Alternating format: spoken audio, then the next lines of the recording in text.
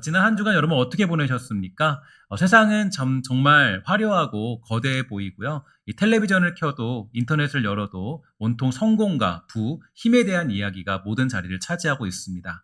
더 좋은 차를 가져야 된다. 더 넓은 집을 가져야 되고 더 높은 지위에 올라야 되고 그렇게 세상은 끊임없이 우리에게 속삭이고 있죠. 이것이 진짜 성공이다. 이것을 가져야 행복해진다라는 그런 이야기를 우리에게 던져주고 있습니다. 실제로 한 보고서에 따르면 2022년 한국 사람들의 명품 소비액이 전 세계 1위를 기록했다라고 하죠. 그래서 그만큼 우리는 이 땅의 화려함, 즉 바벨론의 가치관에 깊이 둘러싸여 살고 있는 나라가 이 대한민국 땅이라고 해도 과언이 아닐 것입니다. 이 거대한 세상의 힘 앞에서 우리는 때로 작아지며 그 화려함에 마음을 빼앗기기도 하는데요. 나도 저렇게 살고 싶다라는 유혹을 받으면서 나 자신을 자책하기도 하지만 오늘 우리는 큰 성 바벨론이라고 불려지는 이 땅의 시스템에 대해서 하나님께서 무엇이라고 말씀하시는 데에 한번 살펴보고 분석해보고자 합니다. 그리고 그 안에서 살아가는 우리를 향한 하나님의 마음은 무엇인지 함께 나누기를 원하는데요. 먼저 오늘 본문 1절은 말하기를 이루의 다른 천사가 하늘에서 내려오는 것을 보니 큰 권세를 가졌는데 그의 영광으로 땅이 환하여지더라, 이렇게 시작해주고 있지 않습니까? 요한은 지금 굉장히 아주 엄청난 광경을 보고 있습니다. 그냥 천사가 아니라 큰 권세를 가졌고 그의 영광이 온 땅을 환하게 할 정도라고 표현해주고 있는데요. 이 천사의 등장은 앞으로 선포될 메시지가 얼마나 중요한 것이고 확실한 것인가를 보여주는 그런 서막과 같겠죠. 그리고 2절을 보니까 그가 힘찬 음성으로 외친다, 이렇게 얘기해주고 있는데요. 이 무너졌도다 무너졌도다 큰 성 바벨론이여 라고 외치면서 이제 바벨론이 무너질 것을 이야기해주고 있는데, 여기서 확실한 것은 이 무너질 것이다라는 미래형이 아니라 이 과거형으로 선포되었다라는 것을 우리는 확인할 수가 있게 되죠. 그러니까 여기서 1차적인 큰 성 바벨론은 아무래도 로마를 상징하는 것 아니겠습니까? 당시 로마는 영원할 것만 같은 세계 최강대국이었지만, 그러나 하나님은 이미 끝났다라고 도장을 꽝 찍어버리십니다. 결말은 이미 정해져 있다는 것을 의미해주고 있다라는 거죠. 근데 영원할 것 같은 이 나라가 무너지는 이유를 보면 재밌습니다. 3절을 보니까요, 그 이유가 나오는데 그 음행의 진노의 포도주로 말미암아 만국이 무너졌고 또 땅의 왕들이 그와 더불어 음행하였으며 땅의 상인들도 그 사치의 세력으로 치부하였도다 하더라, 이렇게 얘기해주고 있는데, 여기서 보면은 음행과 사치 때문에 결국 그 영원할 것 같은 나라가 무너진다라는 것을 가르쳐주고 있죠. 특히 여기서 이제 말하는 음행은 영적인 바람을 피우는 것을 가르쳐주고 있는데요. 예를 들어서 하나님 자리에 돈과 성공과 쾌락, 심지어는 자녀까지 올려놓는 것, 이게 다 영적인 음행이라고 정의할 수가 있는 것입니다.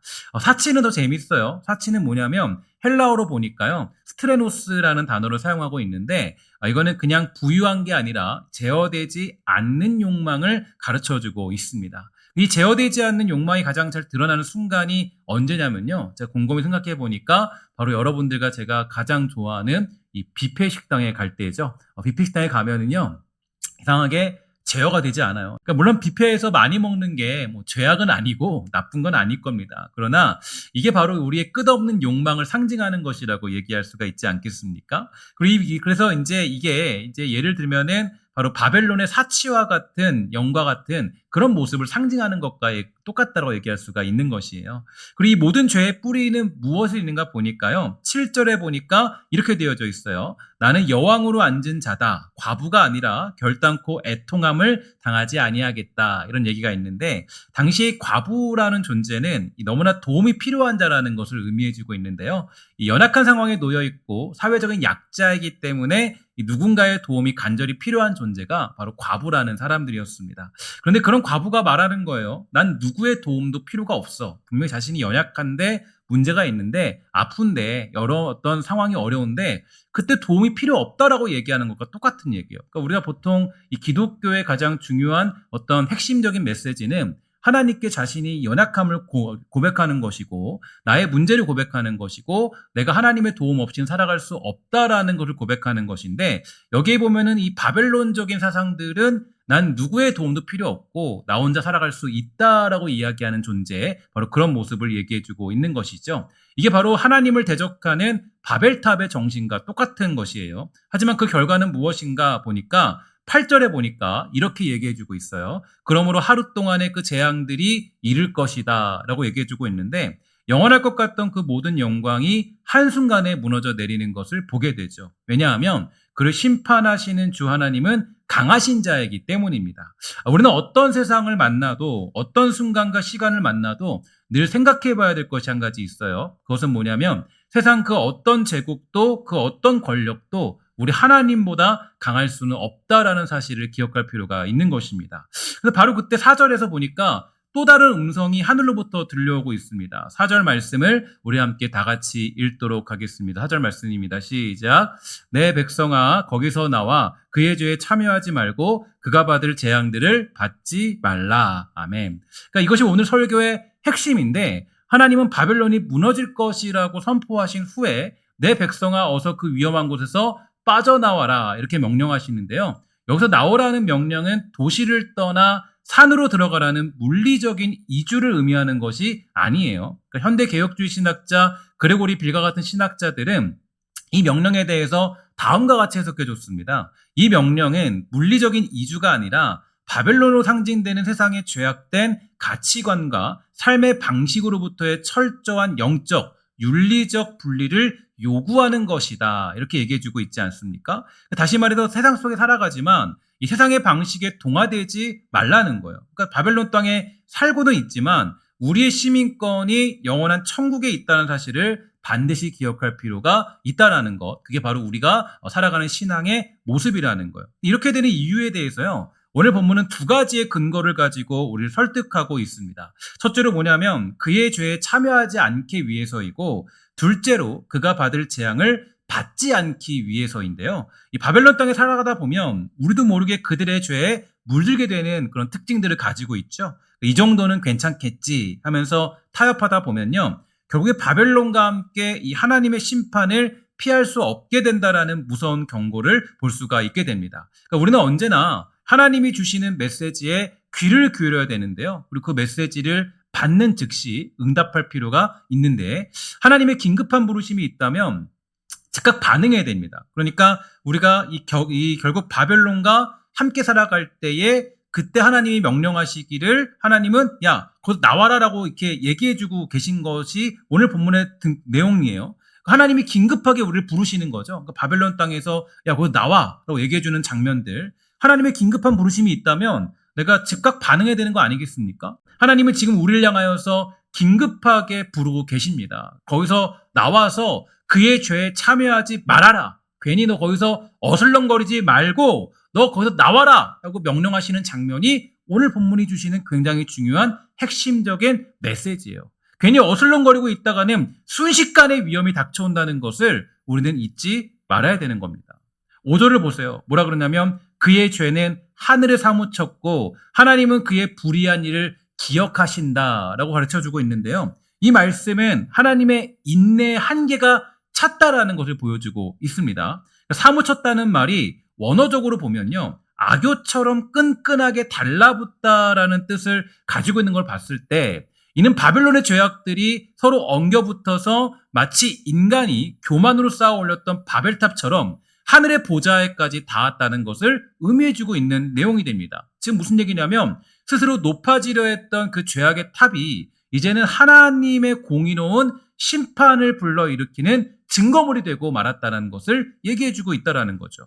더 중요한 것은 뭐냐? 하나님은 그의 불의한 일을 기억하신지라는 그런 말씀이 되는데, 성경에서 하나님이 기억하신다라는 것은 잊었던 것을 떠올리는 것이 아닙니다. 이것은 이제 행동하시겠다라는 강력한 의지의 표현이죠. 하나님께서 노아를 기억했을 때 홍수가 그치기 시작했고요.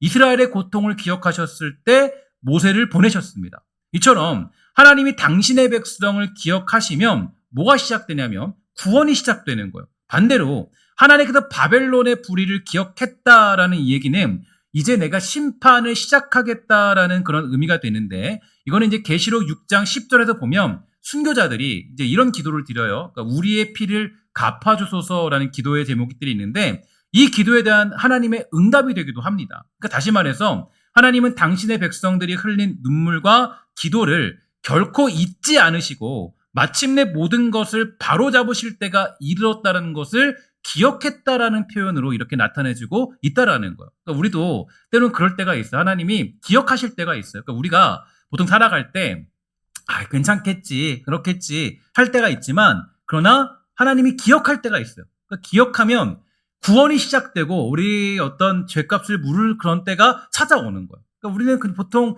예수 믿고 살아갈 때, 뭐 주일 한번 그냥 대충 드리고 대충 내가 해도 괜찮겠지, 뭐 이런 생각들을 많이 하지만, 그러나 그러한 때에 여러분들이 기억해야 될 것은 하나님이 기억하실 때가 있다는 겁니다.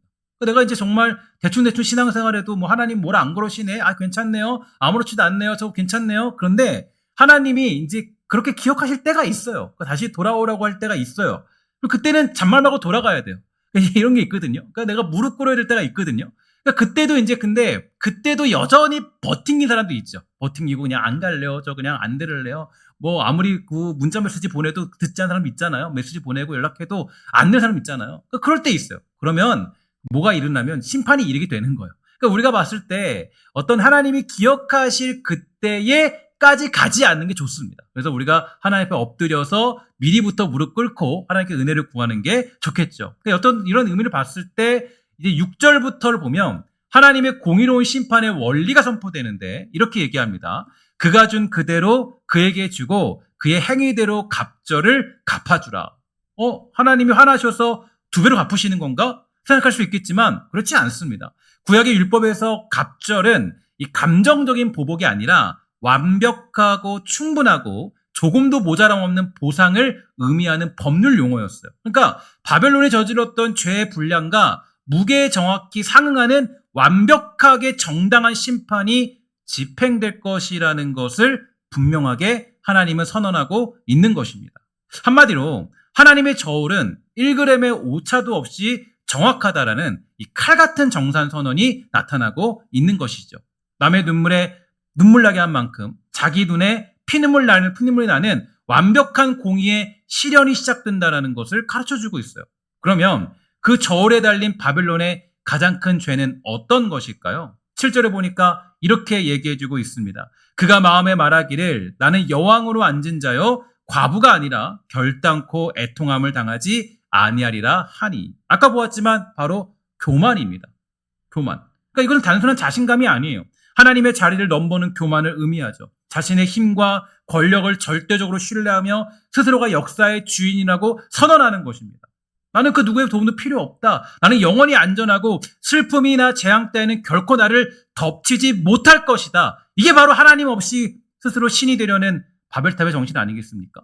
그러니까 바벨탑의 정신은 결국에 뭐냐면 결국에는 교만함입니다. 하나님 없이 살 수 있다. 그러니까 그 교만함을 하나님이 깨트리시는 거죠.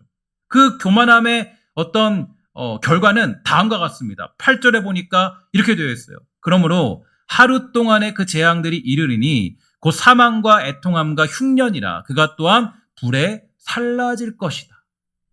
그러니까 교만함 가지고 살아가면 결국에는 이게 괜찮아 보이지만 결국에는 하나님께서 심판하시는 때가 찾아온다라는 거예요. 영원할 것만 같던 제국의 멸망은 충격적일 만큼 신속하게 일어나고 있습니다. 왜냐하면 그 모든 것을 주관하시는 분이 계시기 때문이에요. 여러분 기억하셔야 됩니다. 우리 함께 마음에 새겨 읽도록 하도록 하겠습니다. 다 같이 있습니다. 시작. 그를 심판하시는 주 하나님은 강하신 자이심이라. 아멘. 하나님은 그 모든 것보다 강하신 분이세요. 하나님은 그 모든 것보다 강하신 분이십니다. 그러니까 우리가 하나님 앞에 정말 살아갈 때 모든 것을 주관하시는 하나님, 그 하나님을 기억하면서 나의 교만함을 버려야 돼요. 그러니까 나의 지식의 교만함, 나의 건강의 교만함, 나의 삶에 대한 교만함, 그러니까 교만함들은 버려야 돼요. 나의 모든 걸 주관하시는 분은 누구세요? 하나님밖에 없었어요. 하나님이 우리의 인생을 주관하시는 거예요. 그러니까 어떻게 해야 돼요? 하나님 앞에 도움을 구하며 살아가는 겁니다. 우리가 과학이 발달하면 굉장히 잘 될 것 같잖아요. 과학이 발달해도 여러분 얼마나 많은 문제가 있어요. 이 땅에. 그러니까 보면 더위 보세요. 얼마나 뜨거운지. 이거 못 막잖아요. 막을 수 없어요. 추위 막을 수 있습니까? 못 막죠. 잠깐 따뜻해져도 이 추위를 막을 수는 없어요.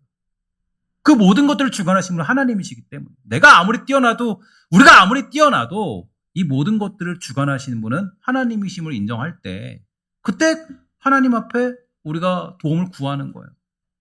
그러니까 우리가 도움을 구하며 살아가는 인생. 근데 중요한 것이죠. 사랑하는 여러분, 오늘 요한계시록 말씀을 통하여서 이 무너질 세상과 바벨론의 운명과 그 안에서 우리를 부르시는 하나님의 음성을 듣게 되었습니다. 그러면 이제 우리는 어떻게 살아가야 되는가? 첫 번째로 내 안에 바벨론을 정확하게 들여다보아야 돼요. 내 안에 바벨론 같은 그런 마음이 있는지, 나는 거기에 동화되고 있지 않은지, 나를 움직이는 진짜 힘이 어떤 것인가? 그러니까 무엇인지 살펴보는 게 중요한데, 지금 나를 움직이는 건 뭔가? 나는 뭐에 따라 움직이는가? 그러니까 내가 하나님의 명령에 따라 움직이는 존재인가? 아니면 돈에 따라 움직이는 존재인가? 나의 평안함을 따라 움직이는 존재인가? 그러니까 나는 내 마음의 왕자가 누군지를 고민해 봐야 돼요.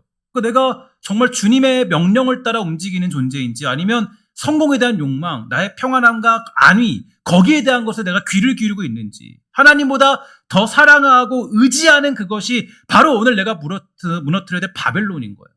그러니까 내 안의 마음속에 있는 그런 것들을 살펴봐야 돼요. 내가 움직이는 근원이 뭔가를 봐야 된다고요. 내가 오른쪽으로 가면 오른쪽으로 가는 이유가 하나님이 명령하신 건가? 아니면 내가 돈 때문에 움직이는 건가? 내가 아니면 그냥 나의 편의와 나의 안식을 위해 움직이는 건가?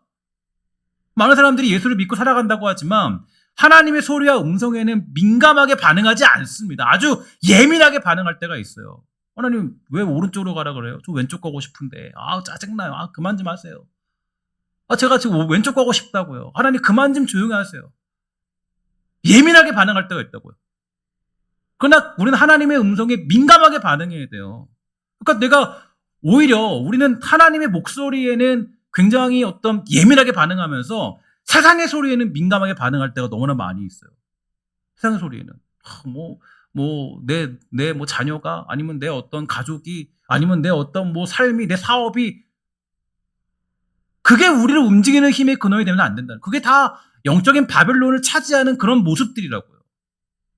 그러니까 내가 이 하나님의 목소리에, 하나님의 메시지에 민감하게 반응해야 되는데, 우리는 하나님의 목소리에는 굉장히 예민하게 막 짜증스럽게 반응하면서도 세상의 소리에는 민감하게 반응해요. 세상에 어쩌고 저쩌고 흘려가는 모습들. 그래서 여러분, 오늘도 말씀하시고 외치시는 하나님의 소리에 우린 귀를 기울여야 돼요. 야, 거기 나와. 그럼 거기에 귀를 기울여야 되잖아요. 근데 무시해요. 듣지 않아요. 그냥 한번 그냥 하는 소리겠지. 요한계시록 말씀이 오늘 여러분에 주어졌다는 것은 무슨 얘기입니까? 오늘 나에게 이 말씀이 주어졌다라는 거예요. 거기서 나와라. 너 지금 가지고 생각해 나와라. 내 이야기를 들어라. 민감하게 반응해라. 그 명령의 귀를 기울일 수 있어야 되는 겁니다. 그 하나님의 음성에 귀를 기울이는 가장 중요한 첫 번째 방법은 뭡니까? 바로 말씀 묵상하는 거죠. 말씀 묵상 생활이 아직도 생활화되지 않는 분들이 있다면 다시 도전하세요. 오늘 다시 도전하십시오. 그러니까 여러분, 신성교회 다니면 말씀 묵상은 모든 사람들이 필수로 감당하셔야 돼요. 제가 가지고 있는 첫 번째 꿈입니다. 교회를 향한 첫 번째 꿈이에요. 하나님 명령이고. 말씀 묵상 여러분 생활하셔야 돼요. 나이가 어리든 적든 많든 상관없어요. 말씀에 무슨 세대가 있겠습니까? 어리든 많든 적든 많든 어떻든 간에 상관없이 모두가 말씀 앞에는 동일한 존재거든요. 말씀 묵상하면 사셔야 돼요. 하나님 오늘 나에게 뭐라고 말씀하시는지. 오늘 메시지가 뭐예요? 거기서 나와라. 그럼 내가 살펴봐야죠. 내가 지금 어디에 빠져 있는지, 내가 어디에 끌려가고 있는지, 하나님이 말씀하시는 거에 민감하게 반응하는지, 아니면 세상 소리에 민감한지. 여러분 잘 하셔야 돼요. 핸드폰을 맨날 들여다보면서 하나님 말씀을 한 번도 보고 있지 않다면, 듣고 있지 않다면 지금 나를 움직이는 힘은 하나님이 아니라 세상이라는 것을 의미합니다. 하나님의 말씀에 귀를 기울여 살아갈 줄 아는 저와 여러분 되기를 주의 이름으로 간절히 부탁을 드리겠습니다. 두 번째로 거기서 나오는 삶을 매일 선택해야 돼요. 그러니까 이렇게 요한계시록 말씀을 읽었다면 이제 내가 나와야 돼요. 나와라. 주님 말씀하시죠. 나와라. 이거는 구체적인 행동의 문제인데 여기서 이 교회를 뜻하는 헬라어를 좀 볼 필요가 있습니다. 교회를 뜻하는 헬라어는 에클레시아라는 그 단어를 사용하는데, 에클레시아는 이제 몸으로부터 밖으로라는 뜻의 에크와 이 부르다의 뜻의 칼레오가 합쳐진 단어입니다. 지금 무슨 얘기냐면 교회는 본질적으로 세상으로부터 부름받아 나온 사람들의 모임이라는 거예요. 그러니까 이제 교회의 공동체는 어떤 공동체냐면 세상과 함께 양다리 걸치는 공동체가 아니라는 거예요. 그 주님 말하죠. 내 백성에서 나와라. 하나님 앞에 살아가는 모습들, 하나님 앞에서 세상 밖으로 끌려 나온 인생, 하나님이 그냥 세상 밖으로 끌어내서 한 곳으로 모인 곳이 교회라는 곳이에요. 그러니까 여러분, 이 교회에 있는 성도들은 어떤 사람들이에요? 하나님의 그 부르심에 응답한 자들이잖아요. 그러면 교회에 속한 사람들은 나 혼자답게 새로운 인생을 살아야 되는 거 아니겠습니까? 우리의 시민권은 땅이 아니라 하늘에 있습니다. 부름받아 나온 자라는 거룩한 정체성을 잊지 말아야 돼요. 마지막 때가 가까워졌다라는 베드로 사도의 말을 따라서 오늘 우리도 이 명령에 응답할 줄 아는 우리 신성의 모든 권속들 다 되시기를 주의 이름으로 간절히 부탁을 드리겠습니다. 마지막 세 번째로 심판 너머에 있는 소망을 구체적으로 붙들어야 됩니다. 그러니까 우리가 이제 바벨론적인 세계관에서 벗어나서 나타나는 것들이 저희들의 행동이잖아요. 그러니까 이제 그러니까 바벨론에서 벗어나서 그러니까 그 세상 밖으로 새로운 인생이 되었잖아요. 그러면 이제 뭐가 바뀌냐면 우리의 기도 내용이 바뀌어요. 보니까 예수 믿고, 그러니까 정말 이제 예수 믿고 가치관이 변하지 않은 사람들은 기도 내용이 안 바뀌어요. 근데 물론 이제 이게 나쁜 건 아니에요. 근데 이제 그럴 수 있어. 하나님이 분명히 선한 길을 인도하시기 때문에 나쁜 건 아니에요. 근데 예수 믿고 정말 세계관이 변한 사람들, 어떤 삶의 자세가 변한 사람들은요, 가장 먼저 나오는 게 뭐냐면 기도 내용이 바뀌어요. 여러분, 기도할 때 뭘 놓고 기도하십니까? 자녀를 놓고 기도할 때. 하나님, 대학 잘 가게 해주세요. 물론 잘 가면 좋죠. 근데 대학 잘 갔는데 하나님 사랑하지 않으면 그 인생 얼마나 비참한 인생입니까? 정말 잘 살고 정말 좋은 직장 갔는데 그 인생이 예수 안 믿고 있으면 그 인생 그러면 어떤 인생이에요? 하나님 얼굴 우리 어떻게 볼 거예요? 뭘로 기도했다고 볼 거예요? 우리가 기도해야 될 게 뭐냐면 우리는 때로는 벗어났다고 얘기하지만 우리는 여전히 바벨론적인 사고로 기도하고 그걸 광고할 때가 너무나 많이 있어요. 여전히. 하나님 예수 안 믿어도요. 시집장 가면 잘 가게 해주세요. 예수 안 믿어도요. 쟤네들 그냥 자녀 잘 낳고 잘 행복하게 해주세요. 그만큼 우리가 얼마나 안타까운 마음인지 몰라요. 제 남편이 직장에서 정직과 성실로 빛과 소금이 되게 해주세요. 우리 가정이 더 넓은 집을 구하기보다 우리의 집을 이웃을 섬기는 통로로 사용하게 해주세요. 그게 우리가 살아가는 인생이 된다고요. 근데 변화가 없어요. 예수 믿고. 왜 그러냐? 이유는 딱 한 가지예요. 하나님의 능력이 없는 게 아니라 거기서 나와라라는 주님 명령을 무시하고 있기 때문이에요. 주님 명령하셨죠. 그거 나와라. 근데 그것도 무시하고 있는 거예요. 안 듣고 있는 거예요. 뭐 젊은 사람들 말로는 좀 말이 그렇지만 일십한다고 그러죠. 그죠? 읽고 무시한다. 그죠? 오늘 우리의 시선은 무너져 내리는 바벨론의 화려함이 아니라 우리를 기다리시는 신랑 예수 그리스도께 고정되기를 바랍니다. 이게 우리가 이 땅의 유혹을 이겨내고 거룩한 신보로 단장하며 살아가야 될 이유가 되는 것입니다. 그러면 우리의 소망의 닻은 어디에 내려야 될까요? 무너질 이 땅의 성공이 아니라 영원한 하나님 나라의 여러분의 닻을 내려야 됩니다. 그를 심판하시는 주 하나님은 강하신 자이다 라는 이 말씀에 닻을 내리고 거기서 나오라는 주님의 명령을 기억하며 살아가는 우리 모두가 되어서 이제는 바벨론 시민이 아니라 천국 시민으로서의 가치관과 세계관을 가지고 살아가는 복된 성도가 다 되시기를 주의 이름으로 간절히 부탁을 드리겠습니다.